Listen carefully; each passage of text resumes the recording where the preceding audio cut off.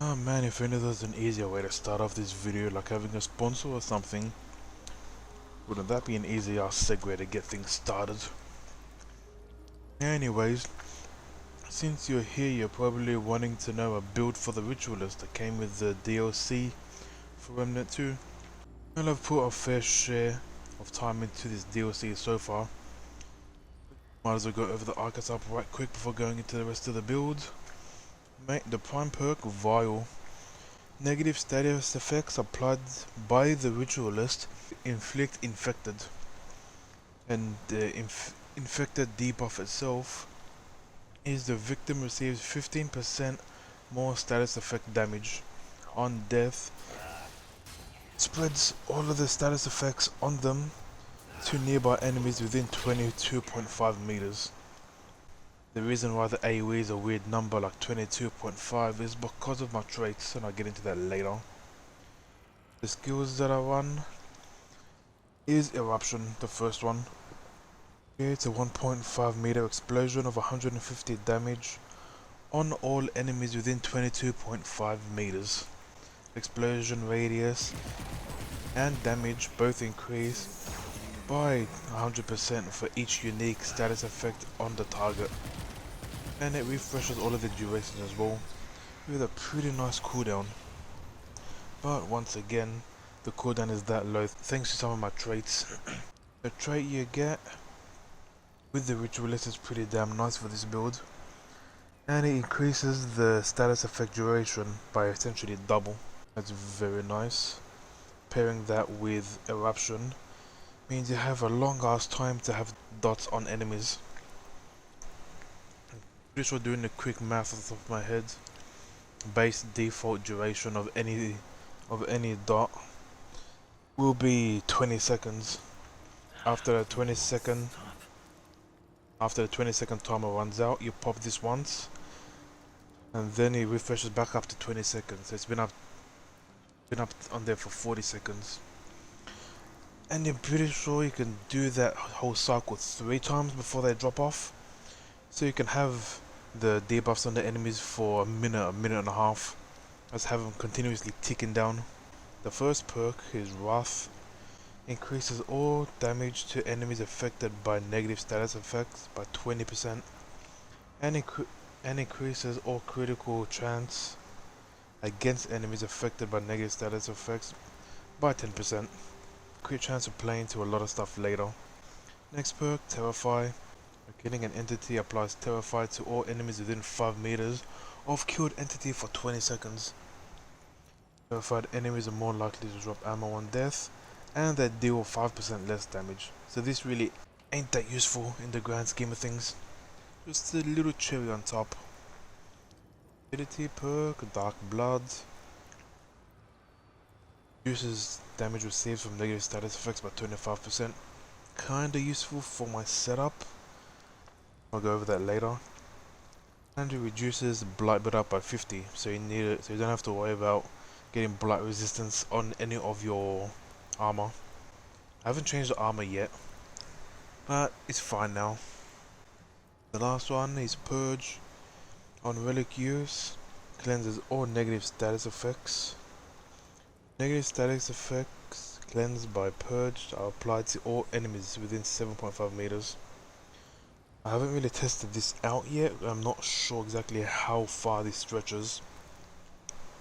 But yeah, it can be useful in some scenarios, I guess. And the secondary archetype I got going on, Archon. Got a slowing bubble, which is real nice. Conjures a 10.5 meter protective dome, which applies slow to any enemy or enemy projectile. And allies inside gain 25% damage reduction, and it lasts for 15 seconds on a 60-second cooldown. This is real nice if an enemy is rushing you, or there's just a bunch of projectiles being shot at you. You just throw it down and just dip and let enemies pass through and be slowed, which is real nice. The trait, Flash Caster, increases mod and skill casting speed of 50%. Real nice when you want to pop Eruption and just keep on running along. Nice. Amplify is our first perk. Just buffs mods. It gives it just buffs mods by quite a bit, giving it 50% more damage and 10% crit, which is nice. Power creep after casting a mod. 5% of mod power spent will be regenerated by all allies over 10 seconds.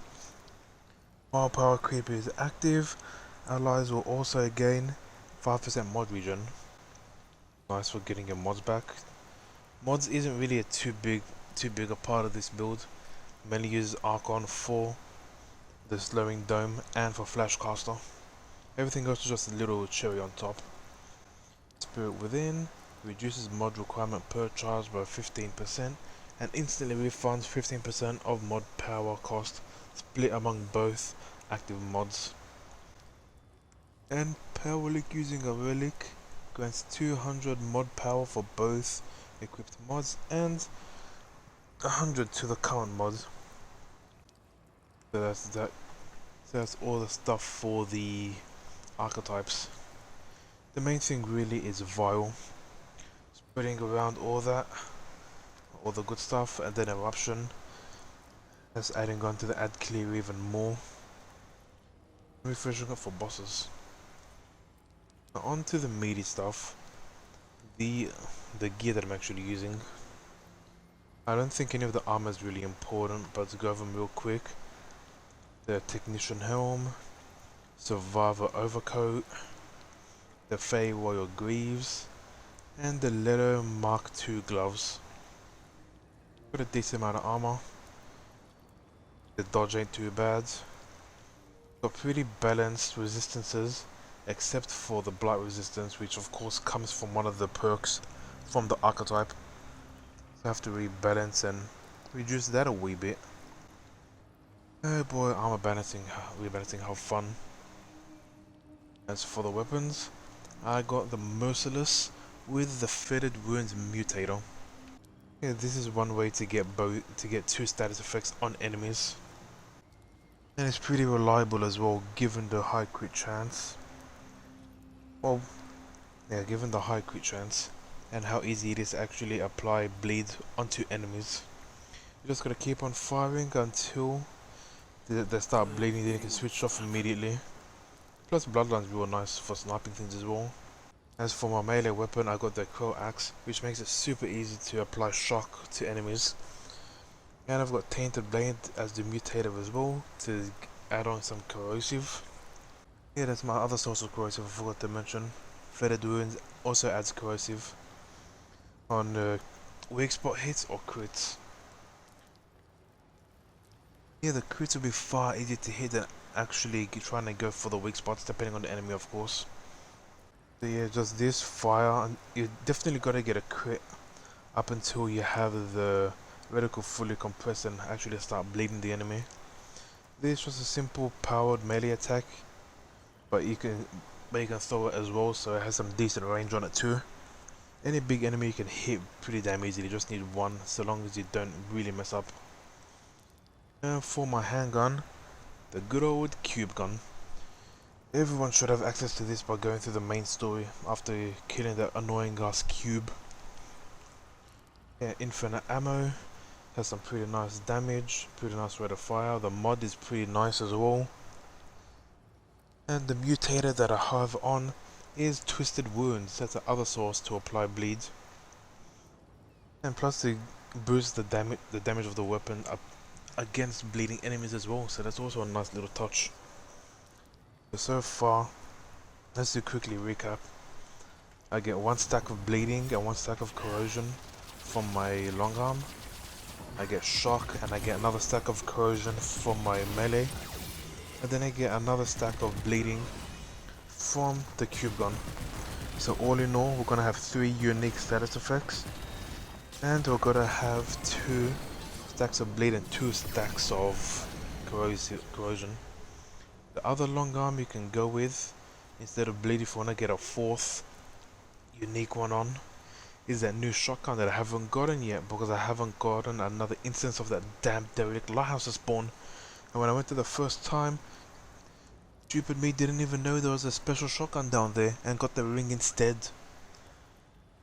So yeah, you could have faded wounds on that fire shotgun.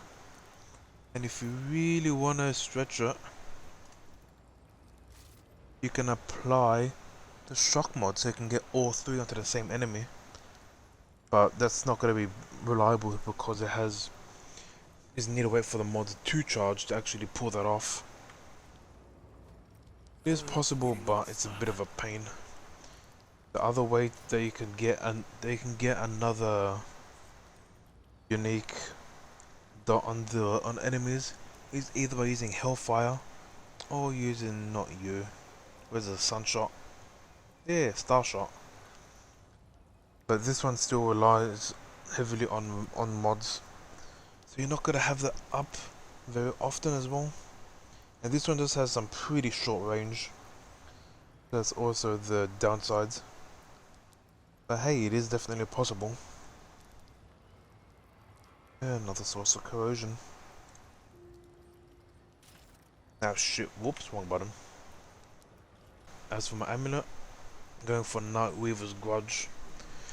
Gain 20% critical chance and haste within 22.5 meters of an entity suffering from a status effect.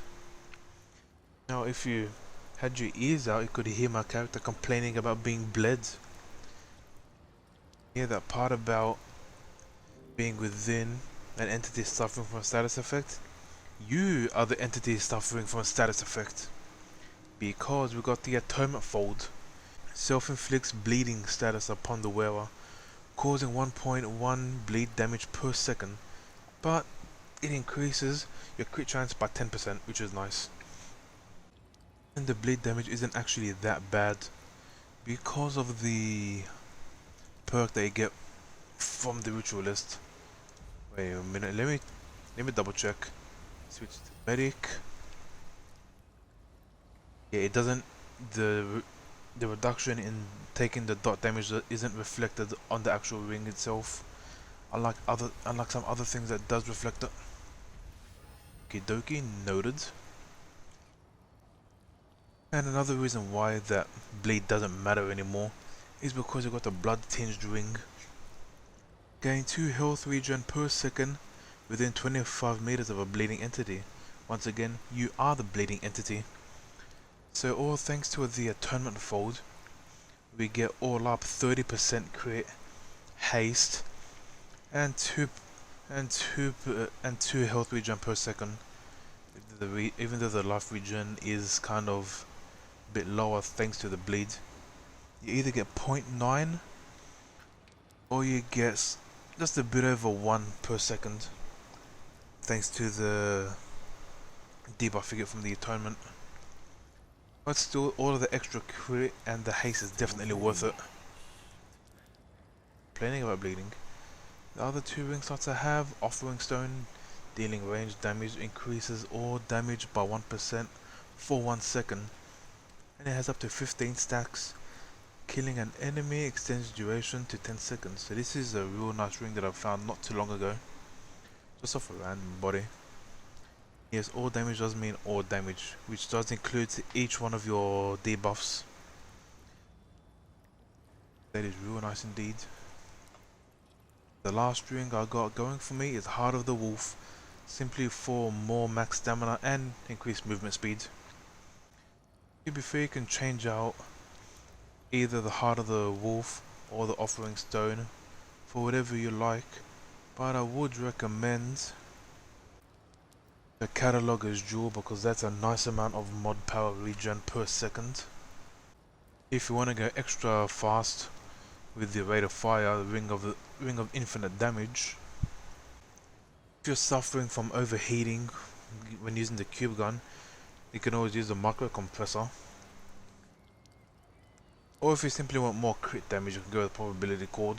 This is the Alchemy Stone. Increase base lifesteal by 6% while affected by a negative status or blight effect. Now since you're bleeding, this will automatically take effect. So you're going to be running around a 7.5% lifesteal for all damage. That's if you want some extra survivability over extra damage or extra stamina and move speed. If you want extremely long status effect duration, Timekeeper's Jewel. That'll be comically long.